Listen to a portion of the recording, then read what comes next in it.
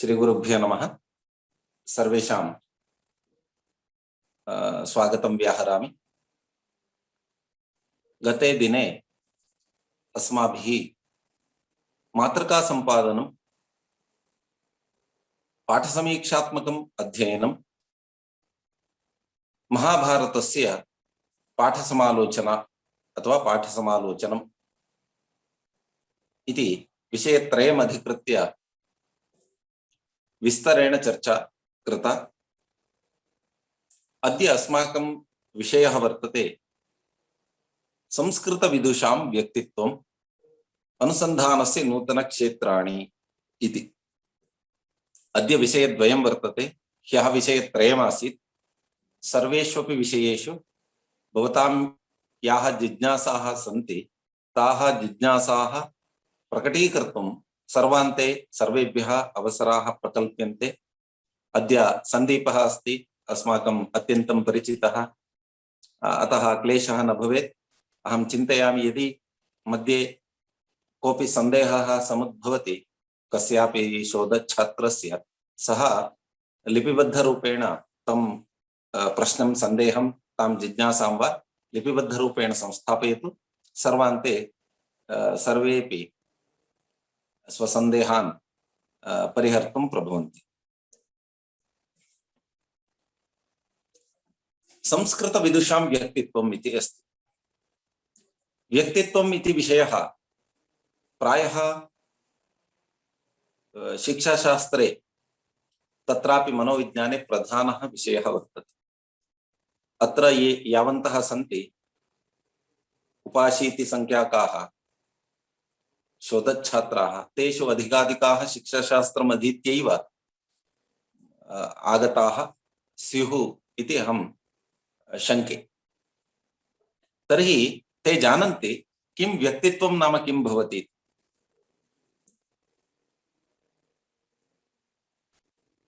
तत्र पुनः संस्कृतविदुषां व्यक्तित्वम् इति तत्र विशेषणं वर्तते। संस्कृतविद्वांसः, वयं सर्वेपि संस्कृतक्षेत्रे स्मः।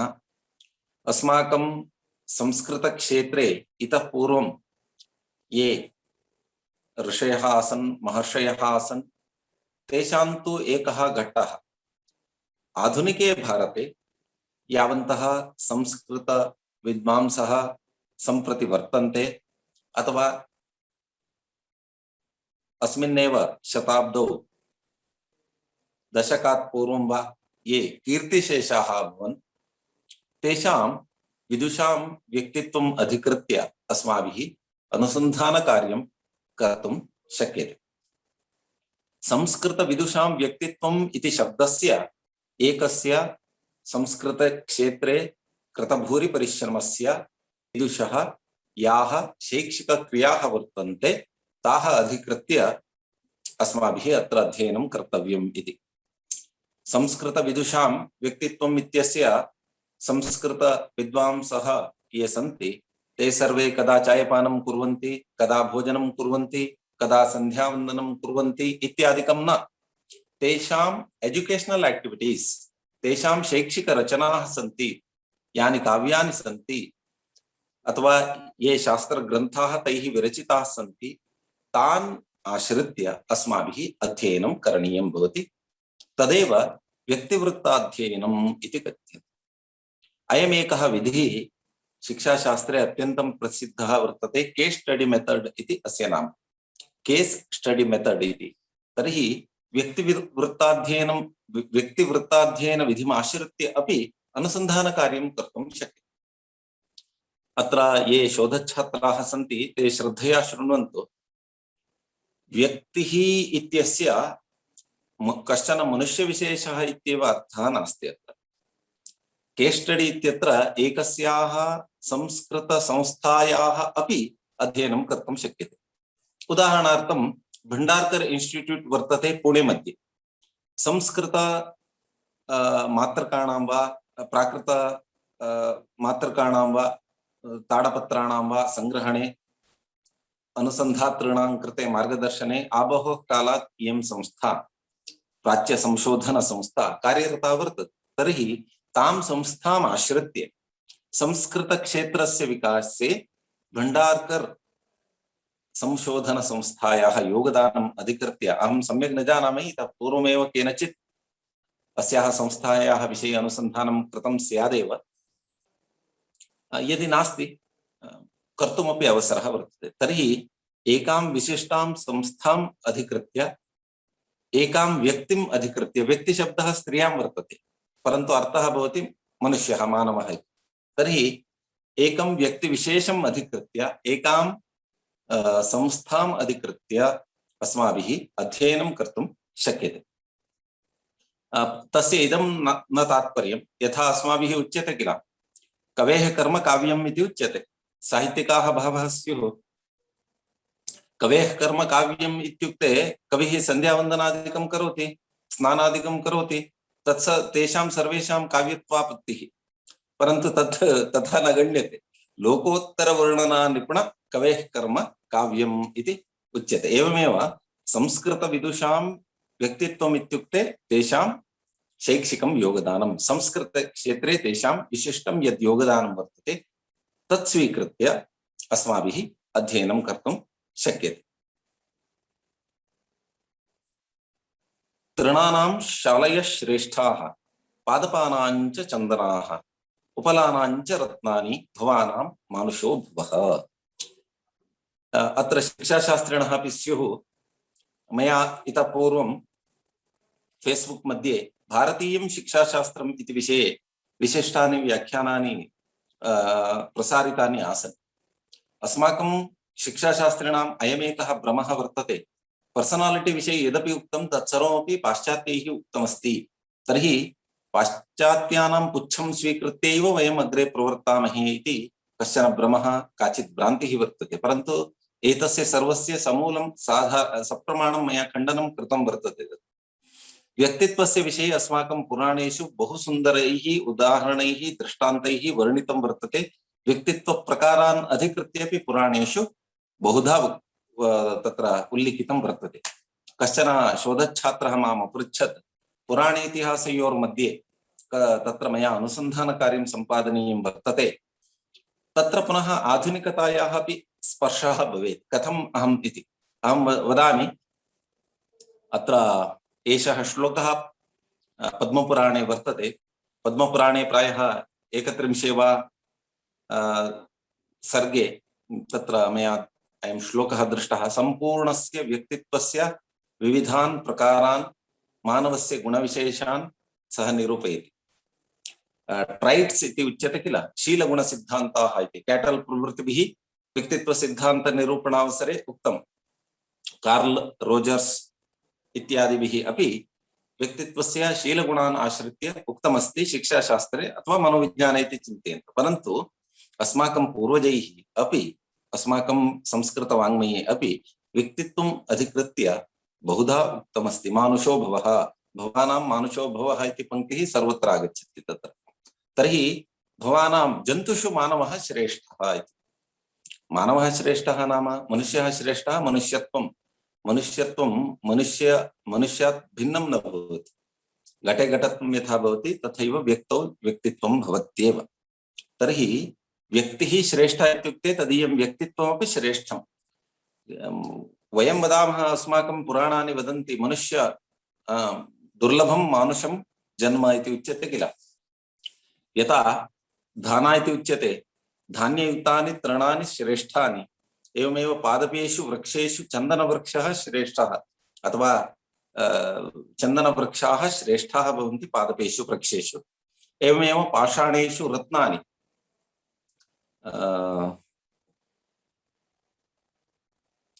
तत्र मूढैः पाषाणखण्डेषु रत्नसंज्ञा विधीयते इति उच्यते किल सुभाषितस्य वर्णनावसरे। सुभाषितमेव एकं रत्नम् इति उच्यते। अतः पाषाणखण्डेषु रत्नानां यथा महत्त्वम्, एवमेव जन्तुषु मनुष्यस्य महन् महत्त्वम् अस्ति। एवञ्च व्यक्तेः महत्त्वं वर्तते, मनुष्यस्य महत्त्वं वर्तते, नरस्य महत्त्वं वर्तते। इत्युक्ते नरत्वे, मनुष्यत्वे, व्यक्तित्वे इति तात्पर्यम्। महता पुण्यमूल्येन क्रियते कायनौस्त्वया, गन्तुं दुःखो दधे पारं तरयावन्न भिद्यते इति अपरत्र। प्रायः इदं स्कन्दपुराणे वर्तते। सर्वमपि पर्सनालिटी इति विषये मया उच्यते। तत्र सिग्मंड फ्रायड वा, विलियम जेम्स वा, कार्ल रोजर्स वा, पियाजे वा इत्यादयः ये सन्ति पाश्चात्याः, तेषां पुच्छग्रहणं मास्तु इति कृत्वा मया एते विचाराः अत्र उपस्थाप्यन्ते। यदि तेषामपि अपेक्षा भवति तर्हि तदपि वयं वक्तुं प्रभवामः, परन्तु पाश्चात्यानां प्रशंसा अत्र नापेक्षते। तेषाम् अपेक्षया विस्तरेण स्पष्टतया सुन्दरैः दृष्टान्तैः व्यक्तित्वम् अधिकृत्य अस्माकं पूर्वजैः उपपादितं वर्तते। केवलम् अस्माभिः अध्ययनं करणीयं वर्तते, तद्विषये श्रद्धापि अपेक्षते। तर्हि अस्माभिः शरीराख्या नौका क्रियते। पुण्यसंचयेन, पुण्याख्येन मूल्येन, बहुत पैसा देके हमने, पुण्य रूपी पैसा देके हमने शरीर को खरीदते हैं। जब तक ये शरीर नहीं टूटेगा तब तक हमें क्या करना है, इस संसार सागर को पार करने के लिए प्रयास करना है। यावत् पर्यन्तं वयं तरीतुं प्रभवामः तावत् पर्यन्तं अस्माभिः यत्नः कर्तव्यः। यतोहि अस्माभिः इदं शरीरं महता पुण्येन प्राप्तमस्ति, पुण्याख्येन मूल्येन क्रीतमिदं शरीरं भवति इति उच्यते। तर्हि व्यक्तेः शरीरम् अथवा शरीरी इति यद्भवति, शरीरयुक्तः शरीरी खलु। अतः व्यक्तित्वस्य विषये अत्यधिकं महत्त्वं दत्तं वर्तते अस्माकं पुराणेषु, काव्येषु, शास्त्रेषु च। किसी व्यक्ति के समस्त व्यवहार, प्रतिमानों और उनकी विशेषताओं का योग ही उसका व्यक्तित्व है। किसी व्यक्ति के समस्त व्यवहार एकस्याः अंजु व्यक्तिगतिकान्त्यादिषु इत्यनेन स्त्रियां तिन् प्रत्यये कृते व्यक्तिः इति शब्दः सिद्ध्यति। एकस्याः व्यक्तेः सर्वविधाः व्यवहाराः, प्रतिमानानि, तदीयानि सर्वाणि वैशिष्ट्यानि च सम्भूय, अथवा एकस्य व्यक्तिविशेषस्य संपूर्ण व्यवहारस्य प्रतिमानानां तदीय वैशिष्ट्यानां च संघातः समुदायः एव तदीयं व्यक्तित्वम् इति कथ्यते इति तत्र पाश्चात्यैः उच्यते। व्यक्तित्वं नाम तस्य गुणविशेषाणां संघातः, एकस्य मानवस्य प्रतिमानानां व्यवहाराणां गुणविशेषाणां च संघातः इति उच्यते। अधुना अस्माभिः संस्कृतविदुषां व्यक्तित्वम् आश्रित्य अध्येतव्यं वर्तते। अतः व्यक्तित्वं नाम किम् इति आदौ मया स्पष्टीकर्तव्यं वर्तते। संस्कृतविद्वांसः अस्माकं पुरतः एव विलसन्ति बहवः, अतः संस्कृतविद्वांसः के इति पुनः वक्तव्यं नास्ति। व्यक्तित्व व्यक्ति के जन्मजात तथा अर्जित स्वभाव, मूल प्रवृत्तियों, भावनाओं तथा इच्छाओं का योग होता है। अर्जिताः स्वभावाः, मूल प्रवृत्तयः, इंस्टिंक्ट इति उच्यते किल। मैक्डोगल प्रवृत्तिभिः मूलप्रवृत्तीनां विषये तत्र अध्ययनं कृतं वर्तते। संस्कृतज्ञानां मूलप्रवृत्तयः परिष्कृताः भवन्ति, कारणं भवति तत्र संस्कृतम् इति। यतः सम्यक् कृतं संस्कृता भाषा, संस्कृतभाषा, तर्हि सा स्वतः संस्कृता अस्ति इत्यतः अस्मानपि संस्कृतान् सम्पादयति। तादृशीं भाषाम् अधिगच्छामः इत्यतः वयम् अस्मान् याः मूलप्रवृत्तयः सन्ति ताः परिष्कर्तुं प्रभवामः। तर्हि मूलप्रवृत्तीनां, भावनानाम्, इच्छानाम्, अर्जितानां स्वभावानां, संपादितानां स्वभावानां संघातः समुदायः एव व्यक्तित्वम्। व्यक्तित्व मनुष्य की आदतों, दृष्टिकोणों और लक्ष्यों का संगठन है। दृष्टिकोणम् इति शब्दः न भवति संस्कृतभाषायां, दृष्टिः इत्येव वक्तव्यं। तत्र दृष्टिकोण शब्द हिंदी में है, संस्कृत में शायद दृष्टिकोण शब्द नहीं होगा। प्राणीशास्त्री सामाजिक एवं सांस्कृतिक कारकों के संयुक्त कार्य से उत्पन्न होता है एवं व्यक्तित्वस्य विषये अस्माभिः उक्तम्। एवञ्च व्यक्तित्वं नाम किमिति तत्र उक्तं। विस्तरेण अपेक्षते चेत् पुनः प्रश्नोत्तरसन्दर्भे वयं चर्चां कर्तुं शक्नुमः एव। इदानीं प्रश्नः भवति, एताः व्यक्तयः एव, काः व्यक्तयः इत्युक्ते व्यासभासकालिदासादयः, एते सर्वे संस्कृतविद्वांसः, प्राचीनाः अस्माकं पूर्वजाः। इदानीं प्रश्नः भवति, व्यासमधिकृत्य, भासमधिकृत्य, कालिदासमधिकृत्य बहुभिः बहुधा अनुसन्धानं कृतमेव वर्तते।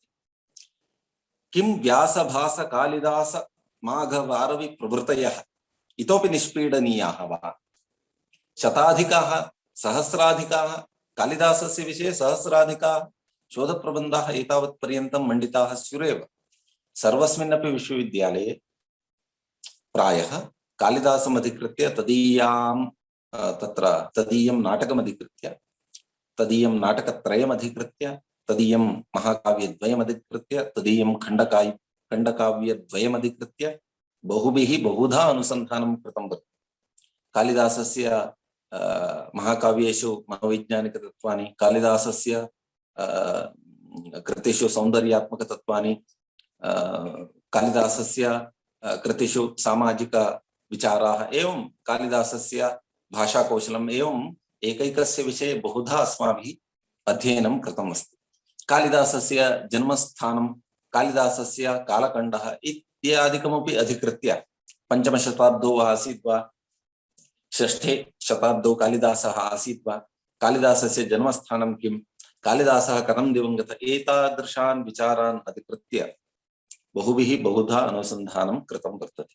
तर्हि अनुसन्धातुं योग्याः विचाराः व्यासभासकालिदासादिषु वर्तन्ते वा, अनुसन्धातुं योग्याः अवशिष्टाः वर्तन्ते वा, अन्यथा अस्माकं कार्यं पिष्टपेषणं भवति वा, चर्वितचर्वणं भवति वा इति अस्माभिः चिन्तनीयं वर्तते। अतः पूर्वजानां व्यक्तित्वम् आश्रित्य अस्माभिः व्यक्तिवृत्ताध्ययनं वा अनुसन्धानं वा प्रायः नापेक्षते। इतः पूर्वं तत्सर्वम् अस्माकं पूर्वजैः पूर्वसूरिभिः कृतमेव वर्तते। पाणिनि पतञ्जलि जैमिनि कपिल महावीरादयः ये महापुरुषाः अभवन् ते सर्वे अस्माकं बुद्धिगम्याः वा इति कश्चन प्रश्नः। इन बड़े बड़े लोगों के बारे में अनुसंधान करने के लिए जो ताकत चाहिए, जो योग्यता चाहिए, वो सब हम लोगों में है क्या? पाणिनि पतंजलि जैमिनि कपिल महावीरादीनां विषये अध्ययनम् अनुसंधानं संशोधनं कर्तुम् अपेक्षितं सामर्थ्यं योग्यता वा अस्मासु वर्तते वा इति कश्चन प्रश्नः। एषः नूनं यक्षप्रश्नायते। अतः एतद्विषयेपि अस्माभिः चिन्तनीयं वर्तते। अस्मिन् शताब्दौ विद्यमानानां कीर्तिशेषाणां च संस्कृतविदुषां व्यक्तित्वम् अनुसन्धातुं शक्यं किम्? इदं शक्यते। यतः अक्ष्णोः पुरतः ये वर्तन्ते अथवा सद्यः ये कीर्तिशेषाः इदमिदानीं ये कीर्तिशेषाः तेषां विषये अस्माभिः अनुसन्धानं कार्यं कर्तुं शक्यते। तेषां याः कृतयः वर्तन्ते तेषां संस्कृतक्षेत्रस्य विकासे, संस्कृतकाव्यानां, संस्कृतनाटकानां, संस्कृतशास्त्राणां, दर्शनानां, विविधदर्शनानां, मया इन् जनरल् इति सामान्यरूपेण उच्यते। किमपि एकं शास्त्रम् अधिकृत्य, न्यायशास्त्रम् अधिकृत्य वा शिक्षाशास्त्रम् अधिकृत्य वा मया किमपि नोच्यते, अत्र सामान्यरूपेण उच्यते।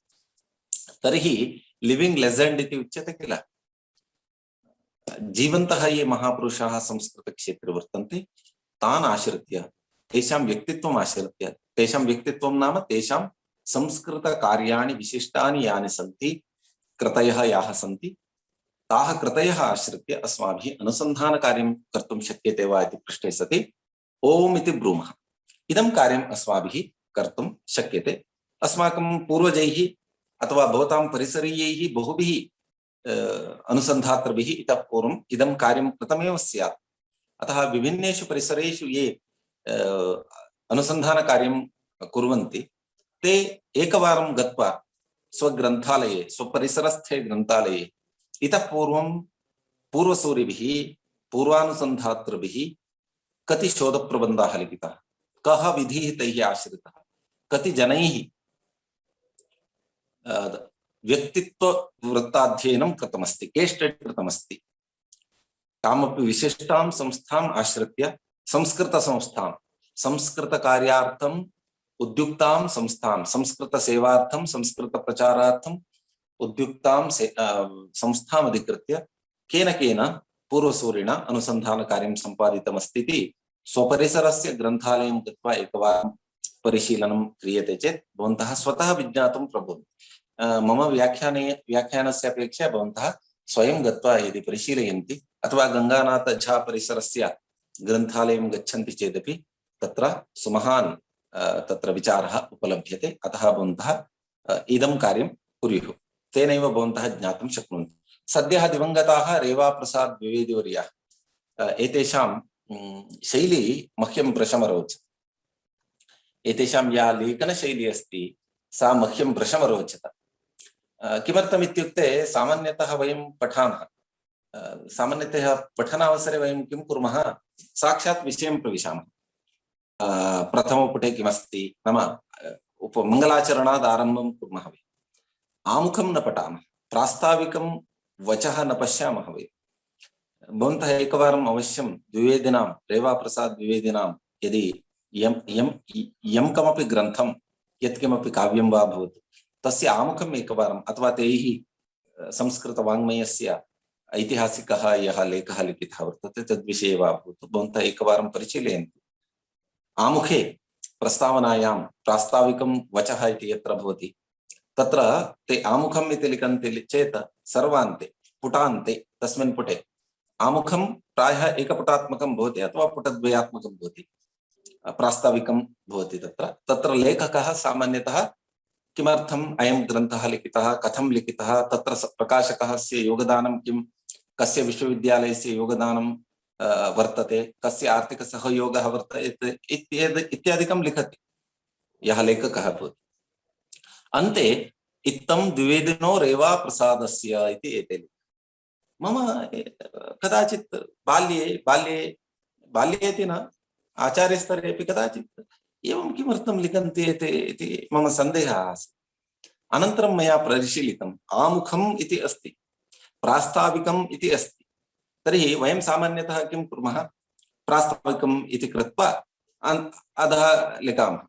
किम् इति लिखामः, डॉक्टर गणेश पंडितः इति लिखामः। एवं कथं भवति भोः, आमुखम् इति लिखितमस्ति किल, तर्हि पंडितस्य गणेशस्य इति लेखनीयम्। एवं खलु, आमुखं कस्य इति पृष्टे द्विवेदिनो रेवाप्रसादस्य इति ते लिखन्ति। तर्हि एकस्य आमुखस्य प्रास्ताविकस्य लेखस्य लेखने एव तादृशी श्रद्धा आसीत् अस्माकं सद्यः कीर्तिशेषाणां द्विवेदिनाम्। एवमेव सम्प्रति विद्यमानः आचार्याः इमे राधावल्लभत्रिपाठिवर्याः अस्य केन्द्रीयसंस्कृतविश्वविद्यालयस्य समुद्धारकाः भवन्ति, पुनरुद्धारकाः भवन्ति, मध्यप्रदेशीयाः भवन्ति। एतेपि मध्यप्रदेशीयाः एव, अतः भोपाल परिसरीयाः यावन्तः छात्राः सन्ति ते विज्ञातुं प्रभवन्ति। राधावल्लभत्रिपाठिवर्याणां शताधिकाः ग्रन्थाः वर्तन्ते, काव्यानि सन्ति। एतेषां पुनः द्विवेदिनां तु स्वातन्त्र्यसम्भवम् अत्यन्तं प्रसिद्धं वर्तते। एतैः महापुरुषैः सर्वैः साहित्य अकाडेमी इत्यादयः पुरस्काराः, बहवः पद्मश्री प्रभृतयः बहवः पुरस्काराः बहुभिः प्राप्ताः सन्ति। तर्हि एतान् विदुषः अधिकृत्य अस्माभिः एतेषां संस्कृत वाङ्मये एतेषां योगदानम् अधिकृत्य अस्माभिः अनुसन्धानकार्यं कर्तुं शक्यते। एतेषां सर्वाणि साहित्यानि अधिकृत्य अस्माभिः कर्तुं न शक्यते। राधावल्लभत्रिपाठिवर्याणां नाट्यशास्त्रीयं योगदानम् अधिकृत्य संस्कृत वाङ्मये तत्र किमुच्यते, रङ्गमञ्चस्य विषये इदमित्थम् इति वक्तुं राधावल्लभत्रिपाठिवर्याः एव समर्थाः। तादृशं ज्ञानं, तादृशं पाण्डित्यं नाट्यशास्त्रे, विशिष्य साहित्यशास्त्रे प्रायः कस्यापि नास्ति। पुनः तैः सह अहम् अत्र अस्माकं परिसरे द्विवारं कार्यम् अकरवम्। नाट्य प्रशिक्षण कार्यशाला अत्र आसीत्, 15 दिनानि तत्र, अत्र 7 दिनानि ते आसन्, अत्रैव आसन् अस्माकं परिसरे। तत्र बलदेवानन्द सागर प्रभृतयः, अनन्तरं national school of drama new Delhi, ततः अपि बहवः विद्वांसः आगताः आसन्। भारतस्य प्रसिद्ध ये रङ्गमञ्च कलाकाराः वर्तन्ते ते सर्वेपि अत्र आकारिताः आसन्। विभिन्नेभ्यः परिसरेभ्यः अध्यापकाः, छात्राश्च अत्र आगताः आसन्। एतत् सर्वम् अत्यन्तम् अद्भुतमासीत्। नाट्यशास्त्रस्य अनूदितः कश्चन ग्रन्थः सर्वेभ्यः आचार्यैः राधावल्लभत्रिपाठिवर्यैः तस्मिन् सन्दर्भे प्रदत्तः आसीत्। अहं तस्यां कार्यशालायां सहसंयोजकरूपेण कार्यमपि अकरवम्। अनन्तरं लेखनानुवाद प्रशिक्षण कार्यशालायामपि एते आगताः आसन्। अतः एतादृशानां विशिष्टानां पुरुषाणां कामप्येकां कृतिम् आश्रित्य अस्माभिः अनुसन्धानकार्यं कर्तुं शक्यते। परन्तु एतदर्थं तेषाम् अनुमतिरपेक्षते, संस्थायाः अनुमतिरपेक्षते। एतद्विषये तु अस्माकं साक्षात्कारसमितिः या भवति सा अन्तिमं निर्णयं स्वीकरोति। समित्याः निर्धारः एव अन्तिमः भवति, परन्तु कापि समितिः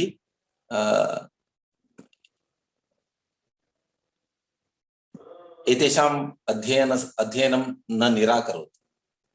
सत्यव्रतशास्त्री महोदयाः, अनन्तरं रामकरण शर्मा महोदयाः,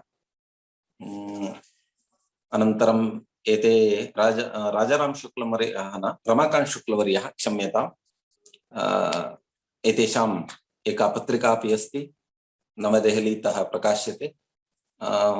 सत्यव्रतशास्त्रिणां परिचयः सर्वेषाम् अस्ति। रामकरण शर्मा महोदयः अत्र विद्यमानाः, रङ्गनाथ शर्मा महोदयः कर्णाटकस्य अत्यन्तं प्रसिद्धाः विद्वांसः भवन्ति।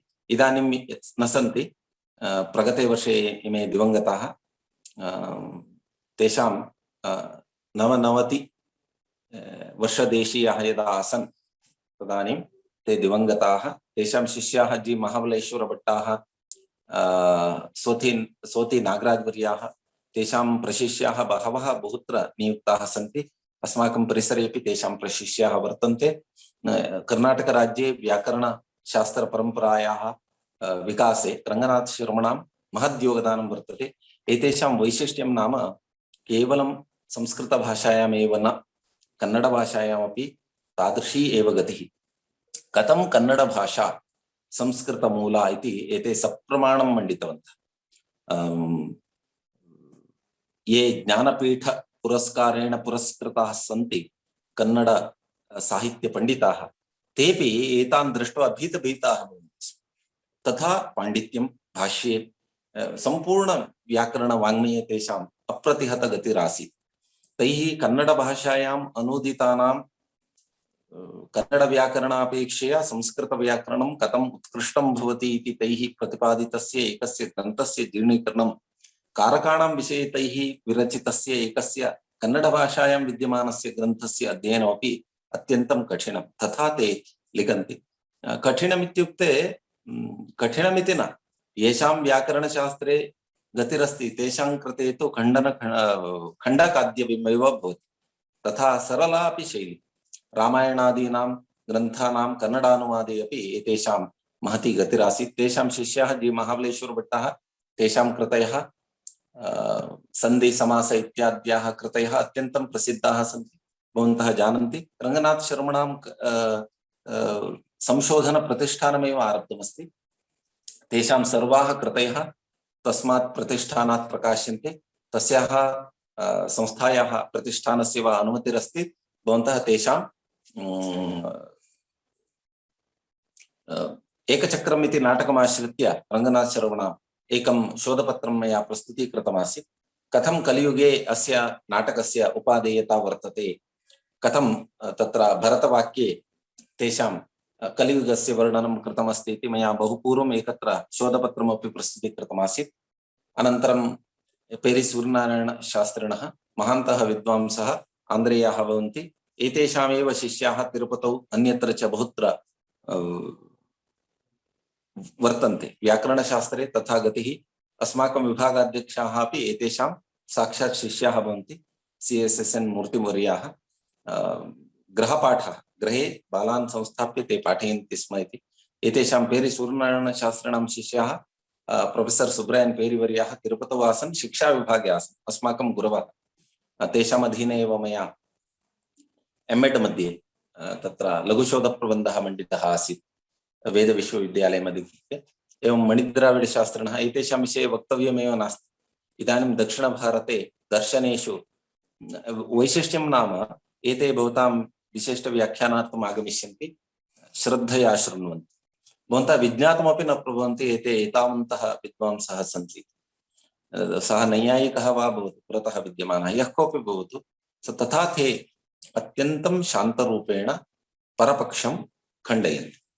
उदाहरणार्थ वस्तुतः तेषां शास्त्रं भवति मीमांसा।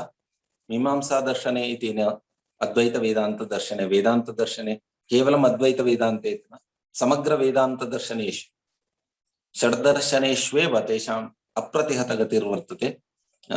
अस्माकं ललितकुमार त्रिपाठिवर्याः अवोचन्, अस्य परिसरस्य निर्देशकः अवोचन् यत् एतान् वयम् आकारयामः, तेषां विशिष्टव्याख्यानानि अपि शोधच्छात्राः श्रोष्यन्ति इति। एवमेव राधावल्लभ त्रिपाठिवर्याः अपि साहित्यिकानां मनोविनोदाय तेपि आयान्ति इति। एवमेव अभिराज राजेन्द्र मिश्र प्रभृतयः, रमाकान्त शुक्ल प्रभृतयः बहवः भवतां कृते उपलभ्यन्ते। कालान्तरे तेषां व्याख्यानानि शृण्वन्तु। अत्र प्रदर्शितेषु एतेपि पेरिस् सूर्यनारायण शास्त्रिणः न वर्तन्ते, अन्ये सर्वे वर्तन्ते। एवमेव द्विवेदिनः सद्य एव दिवङ्गतः मिथिला प्रसाद त्रिपाठिवर्याः अपि साहित्ये अत्यन्तं प्रसिद्धः वर्तन्ते। तेषां काव्यान्यपि अत्यन्तं प्रसिद्धानि वर्तन्ते। भोपाल परिसरे अस्माकं इदानीं ते प्राचार्याः सन्ति धनञ्जय मिश्रवर्याः। तैः एतेषां विषये एव अध्ययनं कृतमस्ति। तेषां काव्यानि आश्रित्य तैः अनुसन्धानकार्यं कृतं वर्तते। एवमेव महान्तः नैयायिकाः राजाराम शुक्लवर्याः कुलपतयः, तेषामपि ते बहुवारम् अत्र परिसरम् आगताः। शृङ्गगिरौ महागणपतिवाक्यार्थसभायां तेषां सर्वदा व्याख्यानं भविष्यति। एवमेव अस्माकम् आचार्याः ललितकुमार त्रिपाठिवर्याः, ललितकुमार त्रिपाठिवर्याणां विषयेपि मया न वक्तव्यं, कदाचित् ते क्रुद्धाः भवेयुः। तेषामपि महद् योगदानं वर्तते। भवन्तः अनौपचारिकसंस्कृतम् इति यद् पश्यन्ति, दीक्षापुस्तकानि यानि सन्ति, कदाचित् भवन्तः दृष्टवन्तः स्युः। दीक्षापुस्तकानां तदानीं प्रायः अहं चिन्तयामि वेम्पटि कुटुम्बशास्त्रिणः तत्र अस्माकं तदानीन्तन राष्ट्रीयसंस्कृतसंस्थानस्य कुलपतयः आसन्। तस्मिन् सन्दर्भे बहूनि प्रकाशनानि कृतानि। तदानीम् एते नवदेहल्यां स्थित्वा बहुवारं तत्र स्थित्वा कार्यं कृतवन्तः। संस्कृतसङ्गणकसम्बद्धकार्यशालासु सर्वास्वपि आचार्याणां योगदानं वर्तते। एवमेव गङ्गानाथ झा परिसरे बहूनां तत्र अप्रकाशितानां ग्रन्थानां प्रकाशने तेषां योगदानं वर्तते। काश्याम् अधीत्य ते समागताः सन्ति। एतेषां वैशिष्ट्यं नाम केवलं संस्कृतभाषायामेव न, आधुनिक आङ्ग्लभाषायां, जर्मन् भाषायाम् एवं तत्र महती गतिः वर्तते। अतः आचार्याणां पुरतः वक्तुम् अस्माकं कदाचित् संकोचः भवति। आचार्याणां विषये भवन्तः स्वयं द्रष्टुमपि शक्नुवन्ति। ते कुत्र जन्म प्राप्तवन्तः, ललितकुमार त्रिपाठिवर्याः, तेषां साम्प्रतिकं पदं किमस्ति, तेषां मातापितरौ जन्मतिथिः, योग्यता, अध्यापनानुभवः, एतत् सर्वम् आश्रित्य मया अधिकं किमपि नोच्यते। भवन्तः स्वयं विज्ञातुमपि प्रभवन्ति। आचार्याणां विषयेपि यदि आचार्याः अङ्गीकुर्वन्ति तर्हि आचार्याणामपि विषये भवन्तः अध्ययनं कर्तुं शक्नुवन्ति। तथा एते सर्वेपि लिविंग लेजेंड इति वक्तुं शक्नुमः। अस्माकं पुरतः विद्यमानाः अस्माकम् आचार्याः ये सन्ति, एतेषां सर्वेषामपि संस्कृतक्षेत्रस्य विकासे महद् योगदानं वर्तते। बहूनां शास्त्रपण्डितानां गणकयन्त्रस्य विषये अरुचिः भवति, परन्तु एते तथा न। एतेषाम् अहं तत्र समीपादेव दृष्टवान्, तथा ज्ञानं वर्तते। प्रोग्रामिंग लैंग्वेज मध्ये तेषाम् अत्यधिका रुचिरपि वर्तते, गतिरपि वर्तते।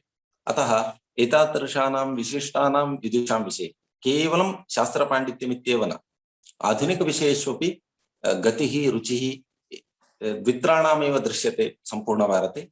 तत्तादृशेषु अङ्गुलिगणनीयेषु ललितकुमार त्रिपाठिवर्याः अपि अन्यतमाः सन्ति। अतः एतादृशाः व्यक्तिविशेषाः इति कथ्यन्ते। कविवर प्रोफेसर मिथिला प्रसाद त्रिपाठिनः काव्यानां साहित्यिकं सांस्कृतिकं च अध्ययनम् इति विषये शोधप्रबन्धः तत्र सनंद कुमार त्रिपाठी महोदयानाम् आचार्याणां मार्गदर्शने भोपाल परिसरे तत्र श्री धनञ्जय मिश्र महोदयैः अध्ययनं कृतम्। एते साहित्यशास्त्रे अत्यन्तं गतिमन्तः वर्तन्ते। तेषां काव्यानि अपि भवन्तः फेस्बुक इत्यादिषु द्रष्टुं प्रभवन्ति। येषां परिचयः नास्ति, अस्माकं मित्रमणयः अपि सन्ति। तर्हि एते पश्यन्तु कविवर् प्रोफेसर् मिथिला प्रसाद त्रिपाठिनः काव्यानां साहित्यिकं सांस्कृतिकं च अध्ययनम्। अहम् अद्य प्रातः दूरवाणीं कृत्वा अपृच्छं यत् भवतां शोधप्रबन्धस्य किञ्चित् प्रारूप्यम् इच्छन्तु। अहं स्मरामि स्म तद् साहित्ये वा भवतु अन्यस्मिन् वा शास्त्रे भवतु एतावत्पर्यन्तं ये शोधप्रबन्धाः मण्डिताः तेषां सामान्यपरिचयः मम अस्ति। अथवा अस्माकं ये परिचिताः सन्ति तैः कस्मिन् कस्मिन् विषये शोधप्रबन्धः निर्मितः इत्यस्य ज्ञानं तु मम अस्ति। एवम् अस्माभिः अनुसन्धानकार्यं करणीयम्। इदानीं संस्कृतविदुषां व्यक्तित्वम् इति कश्चन विषयः मया पाठनीयः। तर्हि मया झटिति धनञ्जय मिश्रवर्याणां सम्पर्कः कृतः। एवमेव टेक्स्ट् बुक् विषये संस्कृत टेक्स्ट् बुक् विषये संस्कृत पाठ्यपुस्तकानां विषये यदि कस्यापि कुत्रापि प्रश्नः भवति तर्हि ते सर्वे माम् उपसर्पन्ति, मां पृच्छन्ति। किमर्थं? सम्पूर्णभारते राज्यसर्वकारैः प्रतिष्ठापितान् अथवा प्रकाशितानां पुस्तकानां विषये मया अध्ययनं कृतम् अस्ति।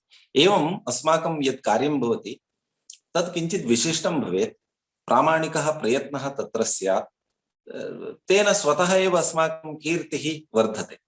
अतः अनुसन्धानकार्यं सामान्यं केवलं विद्यावारिधिः इति उपाधिलाभाय अस्माभिः क्रियते चेत् तत् किमपि एतद् न भवति। गुरोः अपि मानहानिः, शिष्यस्यापि मानहानिः भविष्यति। कदाचित् यद्वा तद्वा लिख्यते चेत् तिरस्कृतिरपि भवति। बहूनां शोधप्रबन्धाः दूरे भवन्तु, शोधप्रस्तावाः एव न्यक्कृताः, तिरस्कृताः। यतः सः कस्यां भाषायां लिखितवान् इत्येव न ज्ञायते। अवश्यं जानन्तु ललितकुमार त्रिपाठिवर्याः आन्तं तत्र भवन्ति। ते परीक्षणसमितौ अपि भवन्ति, साक्षात्कारसमितौ अपि ते एव भवन्ति। कालान्तरे भवतां चयनसमितौ अपि दृश्येरन्। अतः विदुषां विषये अस्माभिः अत्यधिका श्रद्धा वोढव्या भवति, तेषां वचनं श्रोतव्यं भवति। तर्हि एतेषां विशिष्टानां पुरुषाणां विषये अस्माभिः अध्ययनं कर्तुं शक्यते इत्यत्र मया एकः शोधप्रबन्धः अथवा केवलम् एकं प्रारूपं मया दर्शितमस्ति। इदमेव कुर्वन्तु इति मया नोच्यते। येषां केषां वा विषये भवतां शास्त्रं मीमांसाशास्त्रं स्यात्, भवतां शिक्षाशास्त्रं स्यात्। शिक्षाशास्त्रे सद्यः मास्तु, यतः शिक्षाशास्त्रे तावन्तः ग्रन्थाः प्रामाणिकाः अद्यावधि केनापि न लिखिताः।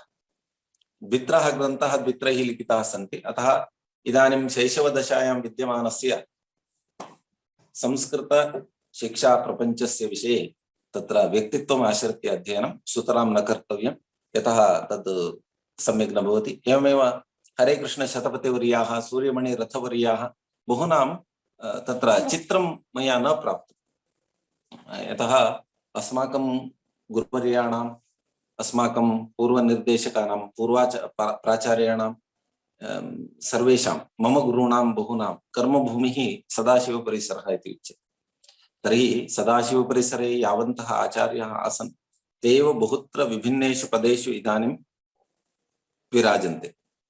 हरेकृष्ण शतपथि महोदयानाम् अपि तत्र संस्कृत वाङ्मयस्य विकासे योगदानं वर्तते। प्रायः केनापि कृतमेव स्यात् अध्ययनं, मम तत्र परिपूर्णम् एतद् नास्ति, परिज्ञानं नास्ति। एवं बहवः ये सन्ति, लहरी दशकं, गीतधीवरम् इत्याद्याः कृतयः राधावल्लभत्रिपाठिवर्याणाम्, अर्वाचीनं संस्कृतम्, अशआर रसधारः, पंचगव्यं, नेता महाभारतं, सारस्वत समुन्मेषः, सनुन्मेषः, बालकृष्ण शर्मा संस्कृत मुक्तकं, देवदूतम् इत्याद्याः याः कृतयः सन्ति तासां कृतीनां समीक्षात्मकम् अध्ययनं, तेषां ग्रन्थस्य औचित्यं द्रष्टव्यं भवति। यदि लघ्वाकारकः ग्रन्थः तर्हि भवितुं नार्हति। स्वातन्त्र्यसम्भवम् इत्यादिषु शताधिकाः सर्गाः एव वर्तन्ते, अतः अध्ययनार्थमपि क्लेशः न भवति। तत्र तस्य अर्धं भागम् आश्रित्यापि क्वचित् अनुसन्धानकार्यं कर्तुं शक्यते, परन्तु अत्यन्तं लघु पुस्तकं भवति, तस्य अनुसन्धानकार्यं तादृशपुस्तकस्य सुतरां भवितुं नार्हति। तदानीं किं करणीयं भवति? तेषां सम्पूर्ण काव्यानां संग्रहः अध्ययनार्थं स्वीकर्तुं शक्यते, यदि ते साहित्यिकाः सन्ति।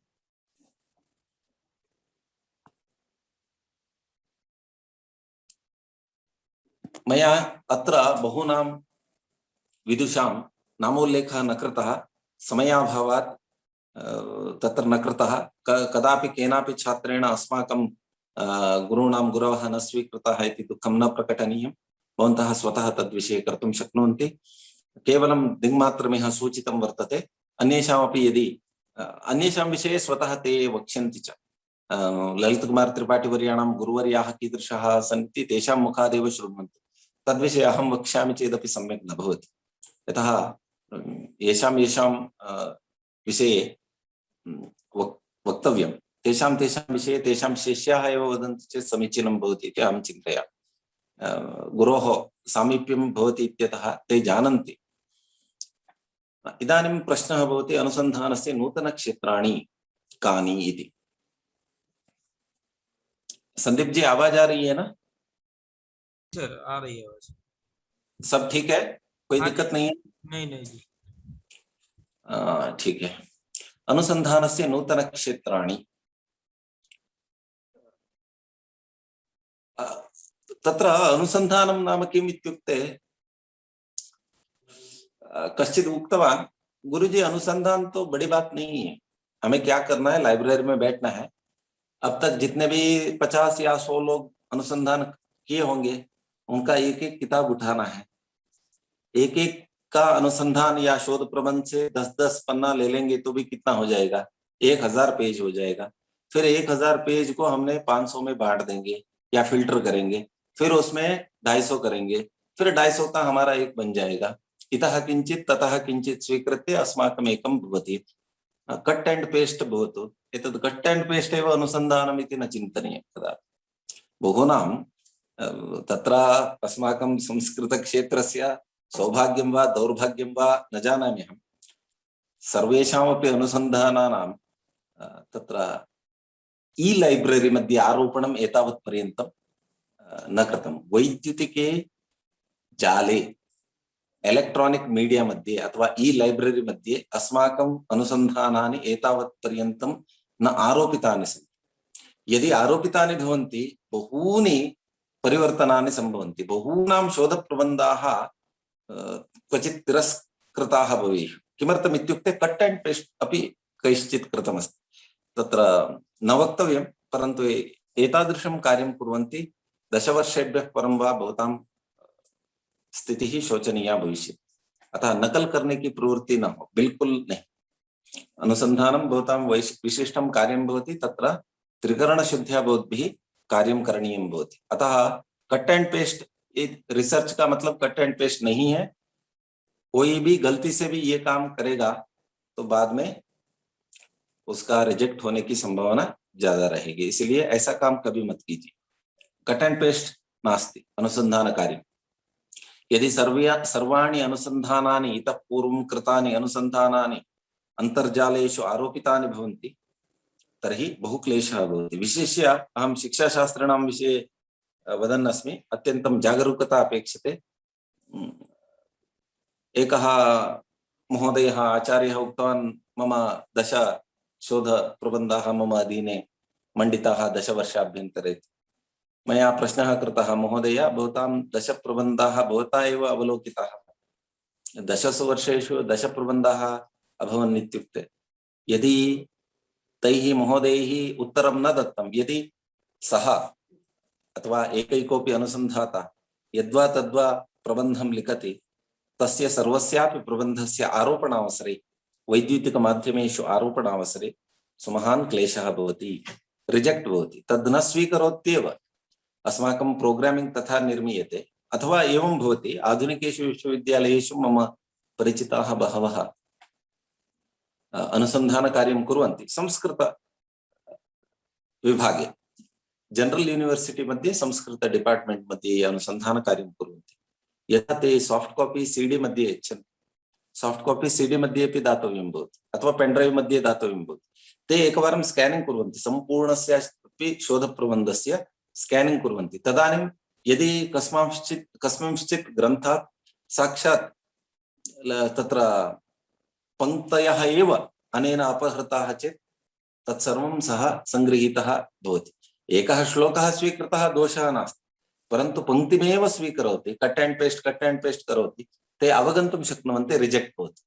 यावत्पर्यन्तं तेषां वेबसाइट मध्ये तस्य आरोपणं न भवति, यावत्पर्यन्तं तस्य ई वेरिफिकेशन न भवति, वैद्युतिकं परीक्षणं न भवति, तावत्पर्यन्तं तेषां वैवा नाम एतद् विद्यावारिधि इति उपाधिलाभाय यः साक्षात्कारः भवति सः साक्षात्कारः एव न भविष्यति। अतः संस्कृतक्षेत्रे अथवा केन्द्रीय विश्वविद्यालये इतोपि इदं कार्यं न आरब्धमस्ति, आरम्भणीयमेव, नो चेत् अस्माकं किमुच्यते तत्र अग्रे क्लेशाः भवन्ति, तत्तादृशाः क्लेशाः वारणीयाः भवन्ति। अग्रे तु अवश्यमेव तादृशं कार्यं यदि क्रियते मार्गदर्शकस्यापि मानहानिः भवति। कदाचित् बहवः शोधाध्येतारः एकस्य मार्गदर्शकस्य अधीने भवन्ति इत्यतः सः अनवधानवशात् तान् शोधप्रबन्धान् न परिशीलयति, एते कट एंड पेस्ट एव कृत्वा संस्थापयन्ति, तर्हि अग्रे मानहानिः द्वयोरपि भविष्यति, मार्गदर्शकस्य अनुसन्धातुः। अतः कट एंड पेस्ट एव इति कल्पनापि भवतां मास्तु। यदि अन्यत्र कुर्वन्ति कुर्वन्तु नाम, भवन्तः कदापि न कुर्वन्तु, झटित्येव गृहीताः भवन्ति। अपरस्य शोधप्रबन्धात् भवन्तः क्वचित् मूल्याङ्कनार्थं भिन्नभिन्नस्थानेषु गच्छन्ति, तेपि अत्यन्तं कुशाग्रमतयः भवन्ति। ते जानन्ति कस्मात् एषः चोरितवान् इति क्षणाभ्यन्तरे अवगन्तुं प्रभवन्ति। अतः एतादृशं कार्यं न करणीयं। कट एंड पेस्ट विषये मया अधिकं नोच्यते, परन्तु भवतां ध्यानं तु भवेदेव तद्विषये। शास्त्रेषु हीनाः कवयो भवन्ति, कवित्वहीनास्तु पुराणभट्टाः, तत्रापि नष्टाः कृतिमाश्रयन्ति, भग्नाः कृशौ भागवतं रटन्ति इति तत्र आभाणकमासीत्। अध्ययनं नाम शास्त्राध्ययनम् इति अस्माकं पूर्वजानां धोरणि। यदि शास्त्राध्ययनं कष्टं भवति तर्हि काव्यशास्त्रे अस्माकं यथा इदानीं यत्र क्वापि गतिर्नास्ति तस्य शिक्षाशास्त्रे गतिः इति उच्यते किल, तद्वद् यदि शास्त्रज्ञानं सम्पादयितुं न शक्यते तर्हि कवयामि, वक्ष्यामि, वयामि इति वदामि। यदि कवित्वमपि न भवति पुराणभट्टाः भवेम, तत्रापि नष्टाः भविष्यामः, तर्हि खेती करेंगे, कृषिकार्यं कुर्मः। कृषिकार्यमपि कर्तुं न शक्यते तर्हि भागवत पारायणपरायणाः भवेम इति आसीत्। तन्नाम शास्त्रम् इति। प्राचीनकाले एतादृशी धोरणी आसीत्, परन्तु एषा धोरणी तत्र सर्वस्मिन्नपि प्रसंगे युक्तिसंगता न भवति। तत्र शास्त्रेषु गतिः अपेक्षते, परन्तु शास्त्रज्ञानम् एकमेव अस्ति, लौकिकज्ञानमेव नास्ति, तर्हि कदाचित् अग्रे जीविका संपादनं क्लेशाय भवति। अतः अस्माभिः यस्मिन् कस्मिन् वा शास्त्रे भवतु अस्माभिः अनुसन्धानं क्रियते, तस्य किञ्चित् सामाजिकत्वं लौकिकत्वम् अपि अस्माभिः सम्पादनीयं भवति, येन अस्माकं व्यावसायिक लाभोपि भवितुमर्हति। तथा अस्माभिः अध्ययनकार्यं कर्तव्यं भवति।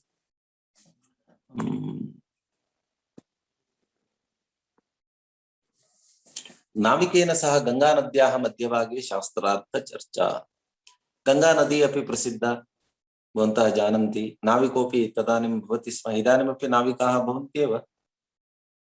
प्रयागे तत्र संगमस्थाने तु नौकायां गम्यते, परन्तु संगमस्थाने प्रयागराजे गत्वा संगमस्थाने यः नाविकः भवति तेन सह शास्त्रार्थचर्चा कर्तुं न शक्यते, तेन सह लौकिकचर्चा एव कर्तुं शक्यते। परन्तु एकः पण्डितः किमकरोत्, एकेन नाविकेन सह शास्त्रार्थचर्चाम् आरब्धवान्। मध्ये नौकायां गच्छन् आसीत्, टाइम पास भवेत् किल, तर्हि चर्चाम् आरब्धवान् पण्डितः, शास्त्रपण्डितः आसीत्।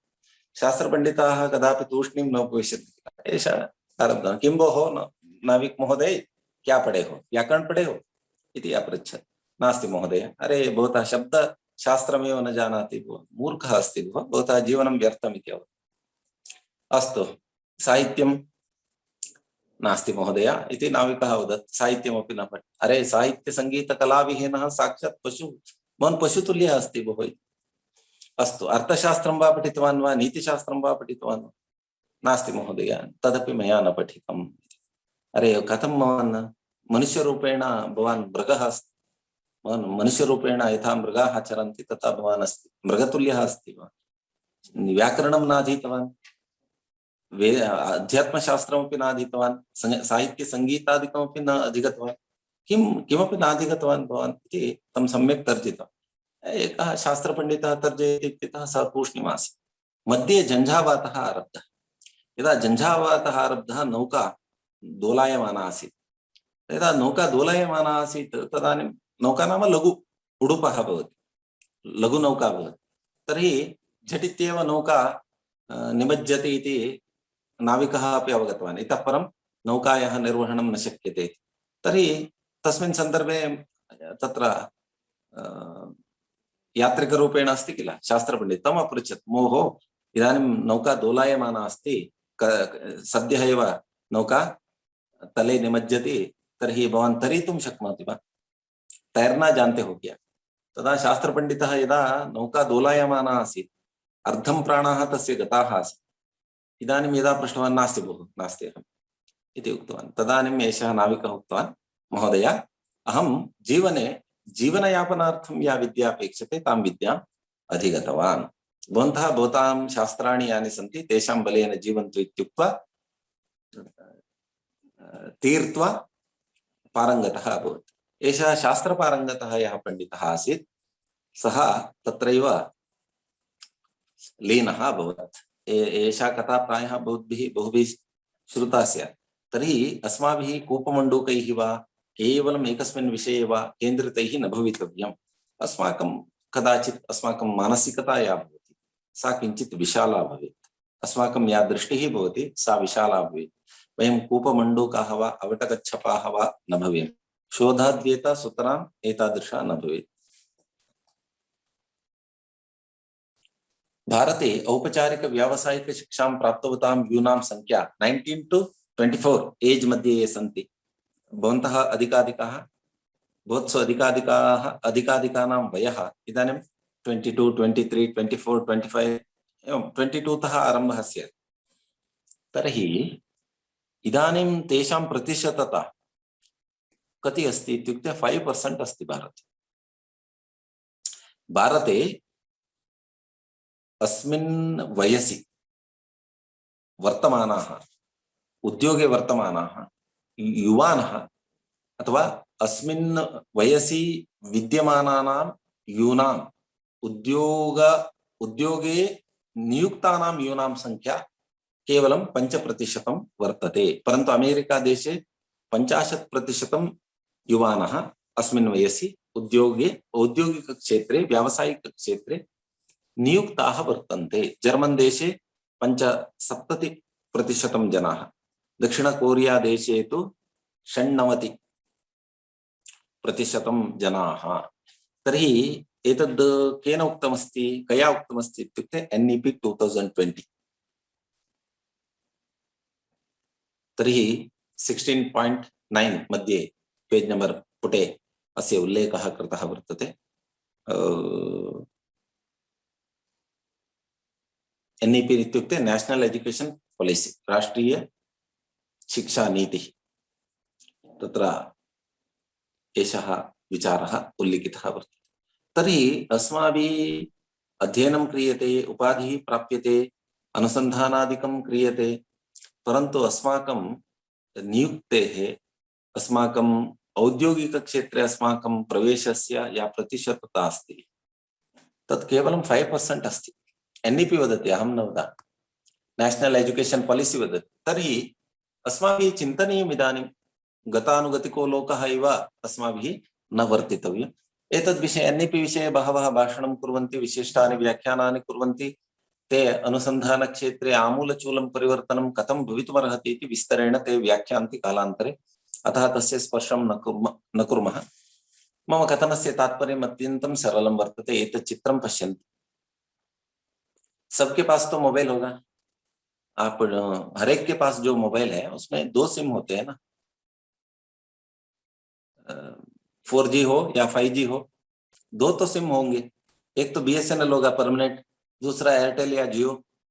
तर्हि अस्माकं समीपे या दूरवाणी वर्तते तत्र ड्युयल् सिम् भवत्येव, अथवा ड्युयल् सिम् किमर्थम् इत्युक्ते एकः एक एकं तु हिताय अन्यं तु परहिताय इति स्यात्, अथवा एकं नष्टं चेत् अन्येन, अथवा एकत्र सम्पर्कः स्थगितः चेत् अन्यत्र इति भवति किल। एवम् इदानीम् अस्माकं शास्त्रज्ञानाम्, अस्माकं शिक्षाशास्त्रिणां, शिक्षाचार्याणां वा समीपे एतादृशं किमपि अस्ति वा? यदा एते उपाधिमन्तः भविष्यन्ति, यथा मोबाइल मध्ये ड्युयल् सिम् भवति, तथा अस्माकं समीपे ड्युयल् डिग्री अस्ति वा इति प्रश्नः। नाम येन केनापि वा उपाधिना जीविकां सम्पादयितुं प्रभवति वा? तन्नाम अस्माकम् अध्ययनम् एक विषये केन्द्रितम् अस्ति वा, अथवा बहुविषये केन्द्रितम् अस्ति वा, अथवा अन्तः शास्त्रीयः विषयः वर्तते वा इति चिन्तनीयं। मल्टी डिसिप्लिनरी इंटरडिसिप्लिनरी कीदृशम् अस्ति अस्माकम् अध्ययनम्, अथवा अस्माभिः अनुसन्धानं क्रियते तत् कीदृशं भवति? एक विषय केन्द्रितम् अस्ति, अत्यन्तं संकुचितं भवति चेत् ततः तस्मात् अनुसन्धानात् भवान् लाभान्वितः भवितुं क्वचित् न शक्नोति। उपाधि लभ्यते, समीचीन, आपको अवार्ड मिलेगा पक्का, इसमें कोई संदेह नहीं है, मगर नौकरी मिलेगी या नहीं, ये एक प्रश्न है। इस प्रश्न का जवाब आपको खुद ढूंढना होगा। उसके लिए योग्य मतलब सामाजिक उपयोगिता, संस्कृत के भाषा का उपयोगिता, भाषा की उपयोगिता, व्यक्तिगत उपयोगिता भी उसमें शामिल हो, ऐसा विषय आपको चुनना है। किमपि विशिष्टं कार्यं भवद्भिः करणीयं भवति, तेन कार्येण अनुसन्धानेन भवन्तः कालान्तरे उद्योगमपि प्राप्तुं शक्नुयुः। केवलं तत्र उपाधि प्राप्तिरेव नास्ति, अवार्ड PhD अवार्ड प्राप्तिरेव तत्र उद्देश्यं नास्ति, अन्यदपि किञ्चित् उद्देश्यम् अस्माकं भवेत्। अत एव उच्यते किल, शास्त्राण्यधीत्यापि भवन्ति मूर्खा यस्तु क्रियावान् पुरुषः स विद्वान्, सुचिन्तितं चौषधमातुराणां न नाममात्रेण करोत्यरोगम्। इदानीं कोविशील्ड इति कथनेन कोरोना न गच्छति, कोवैक्सीन् इति नाम 1000 वयं जपादिकं कुर्मः चेत् कोरोना नागच्छति इति। कोविशील्ड स्वीक्रियते चेदपि कोरोना आगच्छति इति उच्यते, कोवैक्सीन् स्वीक्रियते चेदपि कोरोना आगच्छति इति उच्यते। एवमेव औषधस्य नाम संकीर्तनेन रोगः न अपगच्छति। एवमेव शास्त्राणाम् अध्ययनेन केवलं वयं विद्वांसः भवितुं न शक्नुमः, सः क्रियाशीलः भवेत्। एतद्विषये कालिदासेन उक्तमेव, श्लिष्टा क्रिया कस्यचिदात्मसंस्था संक्रांतिरन्यस्य विशेषयुक्ता यस्योभयं साधु सशिक्षकाणां धुरिप्रतिष्ठापयितव्य एव। केचन शास्त्रपण्डिताः भवन्ति परन्तु अभिव्यञ्जयितुं न प्रभवन्ति, अथवा केचन एतादृशाः अपि अनुसन्धातारः मया दृष्टाः, ते अत्यन्तं कुशलाः शोधच्छात्राः, परन्तु ते व्याख्यातुं न प्रभवन्ति। मदीयम् अनुसन्धानम् अनितरसाधारणं वर्तते, मदीयम् अनुसन्धानम् अत्यन्तं विशिष्टं वर्तते इति अवगमयितुमपि खुद समझने नहीं है, समझाने के लिए भी योग। आपके सामने जो परीक्षक बैठा होता है वो ये समझे कि आपने जो काम किए हैं वो बहुत ही विशिष्ट है, बहुत ही रोचक है, बहुत ही परिश्रम से युक्त है इति भवान् ख्यापयितुं विज्ञापयितुं प्रकटीकर्तुं शक्नोति। तर्हि भवतः यत् कार्यमस्ति, अनुसन्धानकार्यमस्ति, तत् भवता परिश्रमेण कृतम् इति भवान् व्याख्यातुम् एक्सप्लेन् कर्तुमपि शक्नोति। यदि तत् कार्यं कर्तुं न शक्नोति तर्हि अपि भवान् विफलः भविष्यति।